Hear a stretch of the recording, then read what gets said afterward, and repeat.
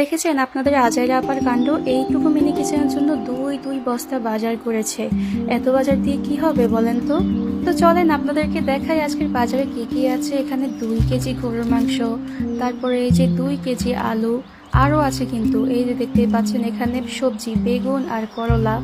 এরপরে হচ্ছে এখানে 2 কেজি টমেটো, তারপরে এখানে পেঁয়াজ রসুন কাঁচামরিচ, একদম এক সংসারে বাজার যা যা লাগে সব কিছু কিনে এনেছি আজকে। তো এতগুলো বাজার এনেছি, এগুলোকে এবার গোছাবো না। এবার দেখেন এগুলোকে একদম ডালা কুলায় সব কিছু এখন গুছিয়ে নিব। প্রথমে পেঁয়াজ কাঁচামরিচ রসুন এগুলা গুছিয়ে নিলাম, তারপরে এই যে ডালার মধ্যে ঢেলে নিলাম আলু, তারপরে এই যে টমেটো, এগুলো সুন্দরভাবে এখানে সাজিয়ে নিচ্ছি।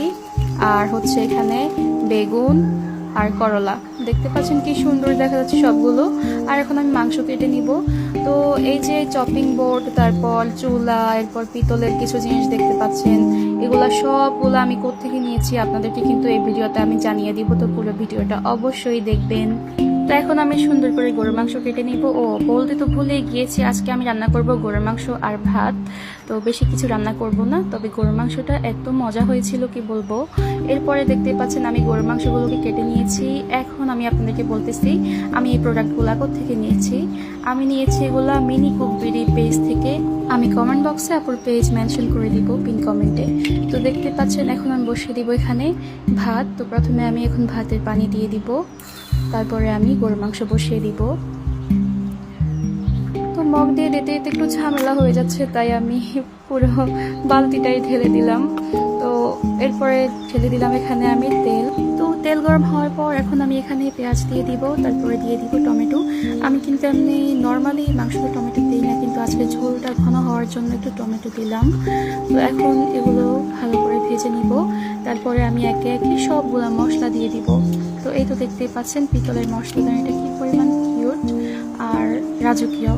তো এখন আমি দিয়ে দিলাম রসুন, তারপরে দিয়ে দিচ্ছি আদা গুঁড়া, এরপরে দিয়ে দিব আমি রেডি মিক্স গরুর মাংসের মশলা রাঁধুনির।